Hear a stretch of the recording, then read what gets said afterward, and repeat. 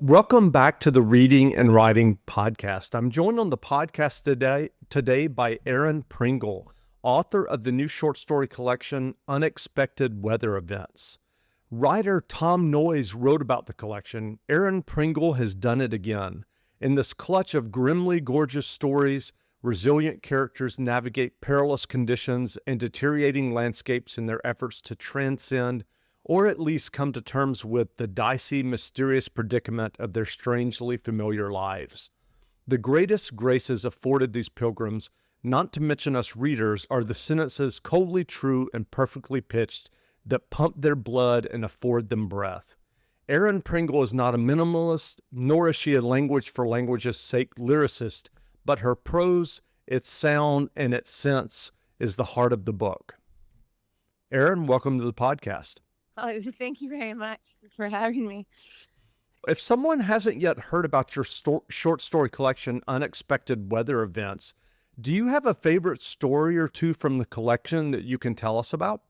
Oh, sure. Yeah, one of my favorite ones is called Valentine's Day, and it's set on Valentine's Day evening in the nighttime, and it's sort of in the Northwest United States, so it's very snowy, and there are three brothers ranging in age from about 9 to 16, 9 to 15, and they're walking through the grocery store because they're out of milk and they're in charge of making dinner because their mother's on her first date since their father died by suicide 6 years previous.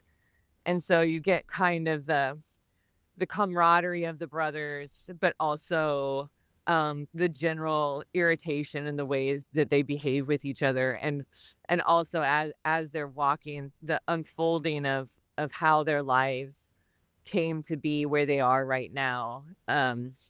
They had lived previously in the Midwest, or at least somewhere far enough away that the mother moved them to try to make a new start or find some perspective on everything. And so the boys are kind of rattled and disoriented, and now they're not sure what to do with a mother who is now dating.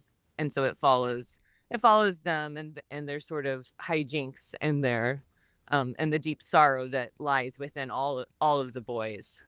Can you tell us about your process of writing stories? When you sit down to write a short story, have you thought about the story and know exactly the arc of the story or the characters, or do you ever sit down with just the first line of a story? How does that creative process work for you? Mm. So I rarely know where the story is going. So I don't plot that out. Of course, when I tell stories aloud, it's Hmm. you need to know where you're going if you're telling Right. like Little Red Riding Hood, or even if you're making up one. But when I'm writing, I think a lot of the pleasure and the experience of writing, and I think the interest that is relayed from my mind to the readers is that we both don't know where this might go, but we both trust, even though I'm in one time writing it and there's many years later reading it, um, we both trust that it will end. And so, uh, I wish that I used to write very short stories, not flash, but pretty Right. short, and now they have increased in length, but so has my interest in the the characters themselves and their memories. And as soon as you start dealing with memory within a story, it's very difficult to get out of that story very quickly. And I tend to sit down with an image in my mind, either that I saw or that I've imagined. So for that, the story that I had just sort of summarized, Hmm. I had been at the grocery store late one night, and I don't know if it was Valentine's Day or the night day after, but it was late, and there were these teenage boys with a grocery cart and behaving really goofy and loud. and I was very grouchy that evening, I guess, because they were just weaving in and out, and no one was at the grocery store. It was very vacant. But I just had this vivid response to like, come on, you guys. And then I stopped and thought, why can't I have a generous reading of their experience? Like what terrible things has probably happened in their lives, like has happened in mine, that that would give some grace and understanding and to allowing joy and seeing it. So it was that image of just the boys in the grocery cart. And then yeah, and so I sat down knowing that image had to be in the story and then just trying to move through that. Have you ever had a short story turn into a novella or even a novel? Oh yeah. Yeah, that happened. um and there's several in this collection. The last one, because now I don't, well, for the most part, I know if it's not going to be a novel. If it Mhm. starts sounding like a novel, I just stop. Because my last novel, it took 15 to 20 years to write. And so if I start doing that, man, I'm never going to finish a thing. Uh, but yes, where the story just keeps going because there's more understanding of why the characters the way that he or she is, or because as they have memory, that memory involves other people, and so then there might be some needed explanation, even if that's just describing an object in the house related to the memory of the person.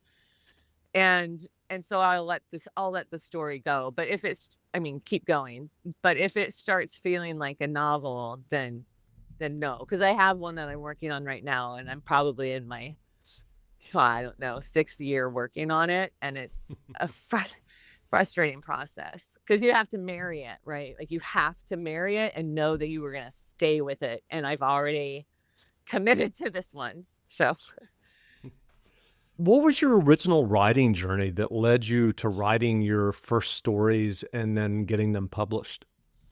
Um, well, we could go as far back as my mom making little books that I would tell her aloud. But my sister was a writer, and she was 16 years older than me, so I was always very aware of her writing stories and trying to get them published, and her kind of navigating that as we lived in a town of 3,000 people, and no one did that. No one I mean, maybe people wrote stories, but no one pursued it.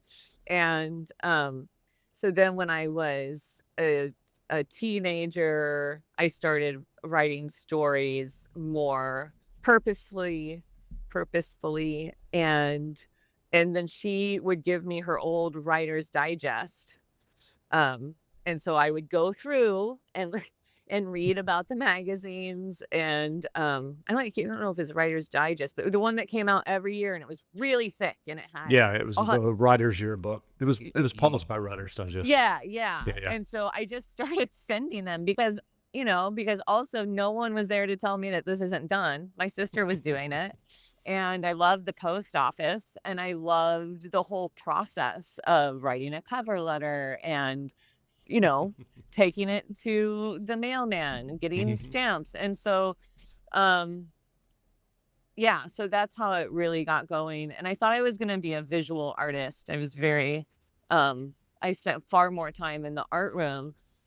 And um, when I went to college, I took a drawing class and a creative writing class. And in the drawing class, I mean, I did fine, but I really did not enjoy workshop when people would talk about each other's drawings. But in creative writing, I loved it, and I loved people telling me that they liked the images that were in the stories, and then I thought, "Oh my goodness, this whole time, I have been wanting to paint, like, total realism, like those beautiful, Mhm. um, Rembrandts where even further back where you can see the skin tone, and it's so spot on. And I'm never gonna get there in my painting, but I realized in my writing, all I had to do was write the boy walks through the door. And everyone will imagine a human being, and it will be perfect and it will be completely real, but then I get to do more with it. It's not just stuck within this one time zone of the canvas. And so that's when it just really took off and I became fully focused on writing. I'd always been a reader, of course, because what else do you do in cornfields and bean fields? But yeah, that's where it really took off. Do you remember your first short story acceptance? Yeah, because I think the magazine folded before it came out. I Ah, remember that there was something like Drunken Duck when I was 19 or 18. There was an excerpt from the novel I was working on at the time, the first one I'd ever write, and it came out there. And I think that the next story, like short story, came out in Quarter After Eight out of Ohio State University. And that story was Remember Ella. And I had been living in Chicago at the time. And I wrote that there. So I was 19. Yeah. are there short story writers that you admire and may have inspired you along your own path as a writer? Yes, there's certainly voices that have affirmed that this is the path that I should stay on. Flannery O'Connor, when I discovered her work. Um, and I don't know if it's always that I think of these writers as writers, but I love reading them so much and their view on reality, whether that's in the surreal or in their humor. Just makes me want to write back to them, write a story for that they would laugh out, regardless of whether they're living or dead. Yeah, so Flannery O'Connor, Faulkner, not necessarily his stories, but his prose itself, just the way he moves language teases me greatly. And then Carmen McCullers, who everyone told me to read, but I didn't read her until this summer. And then I read her and thought, oh yeah, this is why. Yes, yes. And how nice to still be discovering, even if people already knew, I didn't know. And Eudora Welty and Carol Shields. Um, and of course, Carmen Maria Machado is a recent, a living writer, and I enjoy her work. But yeah, yeah. And then poetry is another. I sort of am.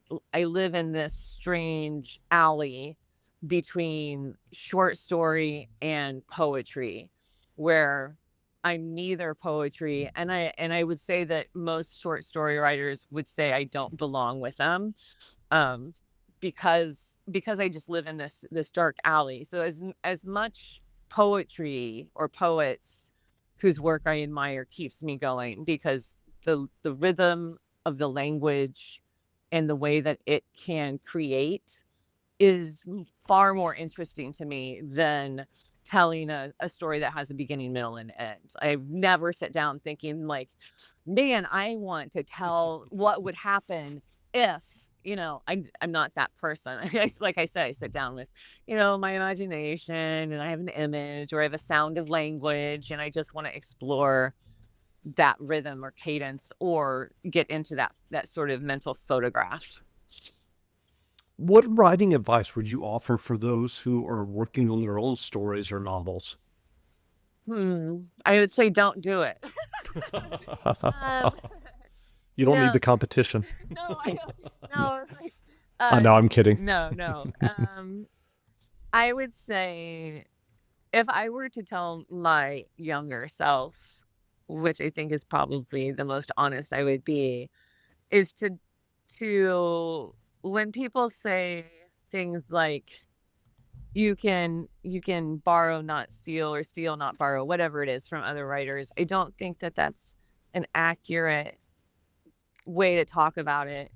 And since I get so stuck in the what words mean, maybe this is just me, but I think one of the beautiful things about writing is that it's this incredibly long tradition that we as writers get to participate in. And they're in the same way that Elliot in The Wasteland is referencing and bringing in all of these old voices into his current time period and his way of moving through the world.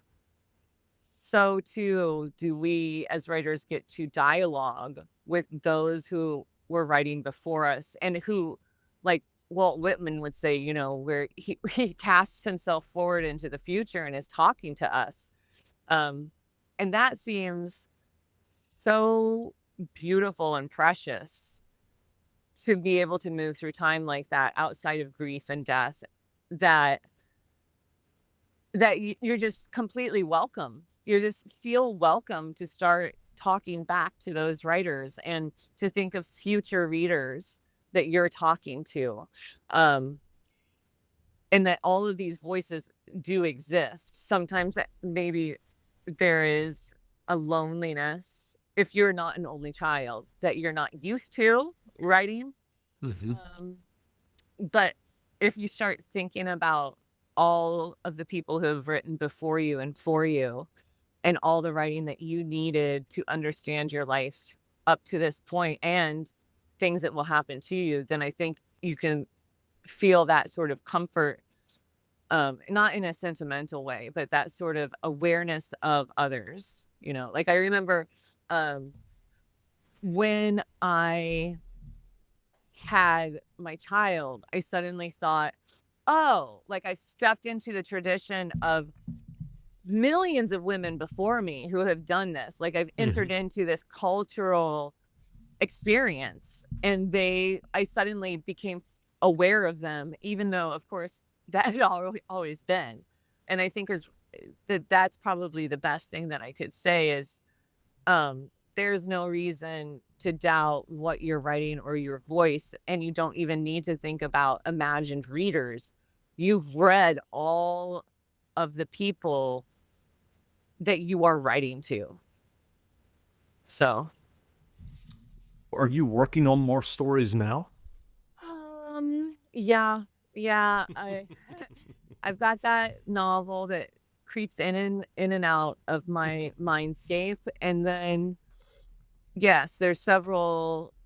I mean, yeah, there's several stories that are. One is fully sketched out, like there's a beginning. Like I know how it ends, so I've written it all the way to the end, which is great. But the others are like, I have one that's just the voice of someone telling their story, and that doesn't have an end yet. So I have many beginnings, but I haven't yet sat with the time to fully orchestrate that. So yeah, I do Sure. have more stories. What books, fiction or nonfiction, have you read recently that you enjoyed? Mm. I'm reading Vesper Flights by, I think, Susan McDonald's her name. I've never read her before, but she's nonfiction, and it's essays. And her introduction is so interesting. And she talks about, I'm not even gonna be able to explain it, but she basically talks about this old concept of having a variety of strange objects all put together in the same space, and how that's how she envisioned her essay collection. And she's coming in every angle to discuss the environment, but in super surprising ways. And I love the way that she thinks and following her mind. She's a great thinker. And for example, there's one essay where she talks about bird watching in New York City and how you wouldn't think to do that. But at night, on the top, she goes to this top of the skyscraper with this other bird watcher. And she's often like a nature voyeur. So she goes off with different experts and will experience what they already know. But there's so many bird migrations happening up above the city, and so there's certain times of the night that you can see. And so when you start thinking about these ghostly migrations of birds, it's completely fascinating in just ways that it's not the romantic landscape that she is capturing. she's really interesting. And then I'm reading. I got Jack Gilbert's collected poems, so I'm now and then going into that. But those are the two that I'm moving through. Yeah. Where can people find you online if they want to learn more about you and your writing? Sure. So my website is my name. So Erin, Erin, Pringle, Pringle.com. And so that links to all the booksellers or past stories. A lot of the stories you can read online because I originally published them in magazines that are all online. And then so that's the main thing, erinpringle.com. And I'm on Facebook with the same name, and Twitter, or whatever that's being called right now, and Instagram, which I'm still figuring out. And then the publisher of Unexpected Weather Events and my last book, Hazada, I Miss You, is Oust Press, and they're at AWST hyphen press.com. And so you can learn more about the books there, and also the other voices that they're publishing, because they're a very niche, interesting publisher of the strange and beautiful and not often seen. Again, we've been speaking to Erin Pringle, author of the new short story collection, Unexpected Weather Events. The collection is available now, so go buy a copy. And Erin, thanks for doing this interview. Oh, thank you so much, Jeff. I really appreciate the time. Absolutely.